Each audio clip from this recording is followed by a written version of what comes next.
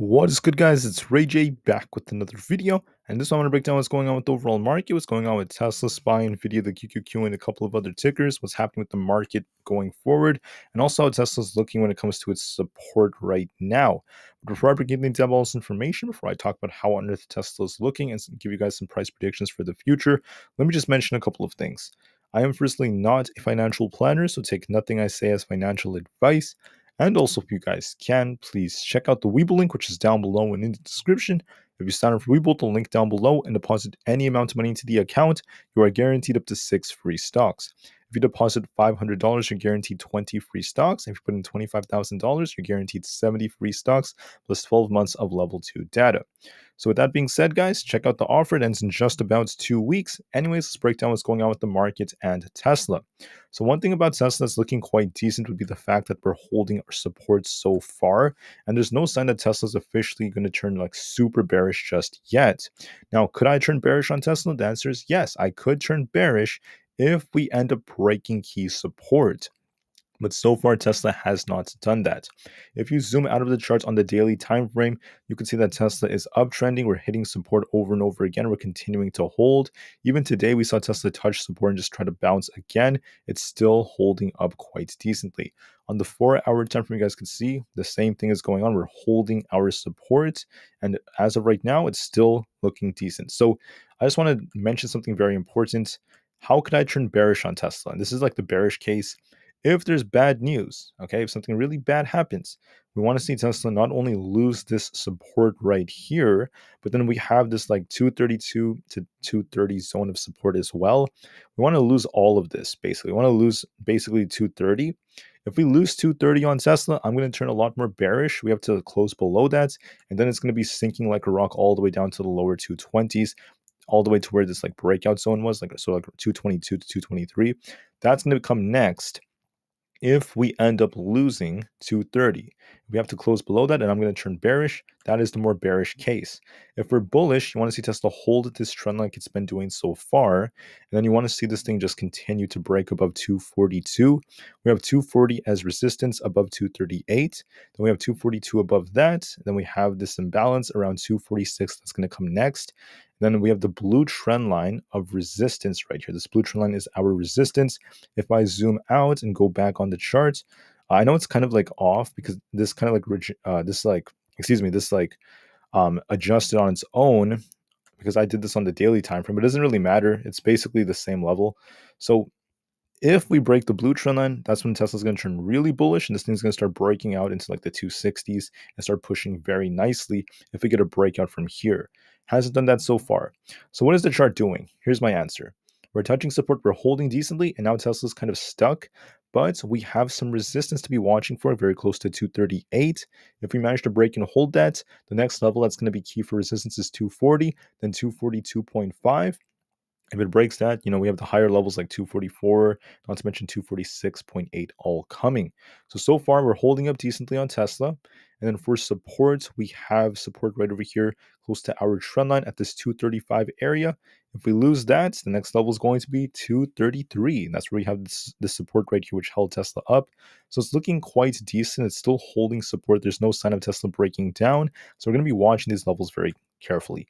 Now, on the 5 minutes time frame, Tesla has resistance, and this is going to be like really intraday for the immediate term. Like right now, we're chopping between 236 and 237.5-ish, like around that area. We're basically stuck going back and forth and back and forth. Very choppy for now. We'll see which way Tesla breaks.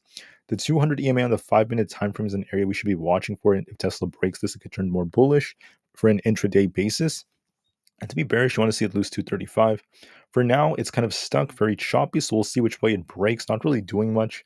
On SPY, it's basically the same thing. So on SPY, we have a nice inverse head and shoulders like structure right now. To be bullish, you want to see this thing try to hold above 456.5 and just break that. Then we have 456.8 to watch for. If that breaks, it's going to start shooting upwards. Hasn't done that yet, and the inverse head and shoulders has not played out thus far. To be bearish, you want to see this thing lose 455.5. If we end up breaking down below that support, 455.1 is coming to 455 flat. So what are we doing? We're just stuck. very, very choppy, very sideways. We'll see if this thing could try to break out in either direction. We're still stuck right now. There's an inverse head and shoulders on SPY, but we'll see if that breaks out. I just want to call out that for SPY, basically I had this chart drawn out on the 4-hour time frame. We had resistance at the orange trend line, then we had support at the orange trend line, and we actually touched it and then bounced. That's what I predicted would happen in the morning. I said we might touch this trend line and bounce. That's what happened, and so far we're holding up. So are we super bullish? Are we super bearish? The answer is no. We're kind of in the middle right now. Okay, to be bearish, you want to see it lose the orange trend line. Notice how we were basically treating this as resistance becoming support. And for the last like almost 3 weeks, it's more like 2.5 weeks, we've been holding above the orange trend line. We keep touching it, bouncing, touching it, bouncing, touching it, bouncing. Today we touched it, we bounced a little bit. If we lose this trend line, SPY is going to be sinking back down to 452 most likely. If we hold it, we could see this thing just continue to just range trade like it has been for the last few days. So there's no confirmation of a break to the downside yet, a bigger drop yet. For resistance, make sure you're watching that 456.5 zone. If we break above that, the next level is going to be around this 457 area. We have some minor resistance there. 457.5 to 458 is going to be tighter resistance. And if we get above 458, there's going to be an attempt to fill the gap all the way up to almost the very high 459s, basically. So watch those levels. It looks like SPY is just range trading right now. It's trying to push a little higher, but not looking super strong yet. I'm not super convinced yet. We just have to wait and see. We have an inverse head and shoulders. We'll see if this plays out or not. You could also argue that we have another inverse head and shoulders right here, like a super small one that could lead to more upside. But for now, we'll just watch the levels and see how it holds. It's holding up decently so far. For Aapl, and this is one of the things I warned you guys about. I know Aapl is looking like it's a little weaker right now, right? But are we dropping hard? And this is what I was warning you guys about yesterday. Are we seeing the market getting rug pulled? The answer is no. Okay. The market is downtrending. Technically, we are technically kind of like showing some weakness, but notice how Aapl dropped. So with the 187s, then we got bought right back up to 189, and we're getting closer to 190. See how it's not dropping in a straight line? We're just like having these ups and downs over and over again as the bulls keep defending. We are slowly technically downtrending on Aapl, but it's very slow. And if anything, it's still holding up quite decently. So unfortunately, would you like to see Aapl drop more? Yeah, sure. We would like to see it, but it's not really falling hard. It's not extremely weak. We're still kind of like holding up like this, and we can actually draw out these like areas that we could just be watching for. So this is where we have like a lot of these confluences. For now, it's on a downtrend, but it's just slowly moving. We're currently at 189. Watch resistance around this breakout zone. So like right here, 189.6 and 190 as resistance for Aapl for right now. For support, watch 189. If we lose that, watch 188.5, which is minor support. 188, which is where we have stronger support. If we lose that, there's 187.5, and we'll just be watching these levels. On Nvda, I just want to call out Nvda. Nvda right now is looking bearish. Okay, we've ended up breaking below 459. I told you if we broke that, we would turn bearish. If we held it, we could have bounced, but we ended up failing. So now we're going to be watching 450 on Nvidia. If it loses this, it could come all the way down to 447. Then we have 444 coming next, followed by 440. Those are going to be some key levels on Nvidia. 444 is going to be very important. We have a lot of interest in that level. And then for resistance, watch 455 and 457.5 and 460. It looks bearish right now, so watch support. It could still break down, so be very, very careful. On Aapl, I already went over Aapl, but I just want to call out one more thing. Aapl is not dropping like Nvidia, basically. It's still, we're still seeing some buyers defending it. This is what's helping the market to some extent, but Nvidia is what's causing some of the downside. Finally, for the QQQ, it's going to be the last one I go over. The QQQ is looking a little weaker, but not extremely weak. So we basically have like a head and shoulders like structure. We're looking very distributive, and it looks a little bit more bearish, right? It's looking a bit more bearish thanks to Nvidia. I think Nvidia is playing a big role in the drop we're seeing. But here's the thing about it. On the QQQ, we're still holding above 385. We're kind of chopping around here. You could interpret this as an inverse head and shoulders right here. So we could get one more pop to close the day. But I just want to call out that to be bearish on the much larger time frames, the 4-hour is turning a bit more bearish. I could see this actually sink a bit more, but we haven't officially broken down yet. We're not seeing a big drop as we're seeing buyers defending 385, for example. So to be bearish, If you want to see this thing drop more, watch 382.79. If we lose the 20 EMA, this thing is going to be sinking down to likely try to fill this gap towards 378. So watch 382.7 as key support. We have to hold above that. If we lose this, I think this thing is going to drop a little bit more, get a very healthy little pullback, a very small one though. This is not like that major. I don't see it dropping like 20 points, 30 points.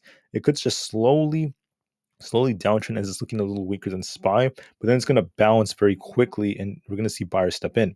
So like the market, there could be days where the QQQ is red, then green, then red, then green, slowly come down for the next like week or so, come down to fill this gap, but very, very slowly. And then it should bounce after that. So it's just a very, very small drop, but I think that this is just a really good buying opportunity because towards the end of the year, this thing is going to reach $400 in my opinion. I'm very confident about that. I don't think that this thing is done for the time being.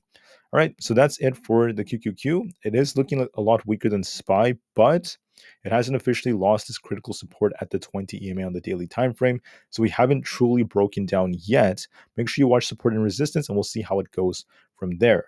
Anyways, that's it for this one. Thank you all so much for listening. I know that SPY on the daily chart is looking a little weaker, but we haven't officially broken some key support yet, and we'll be watching to see if we end up getting those levels.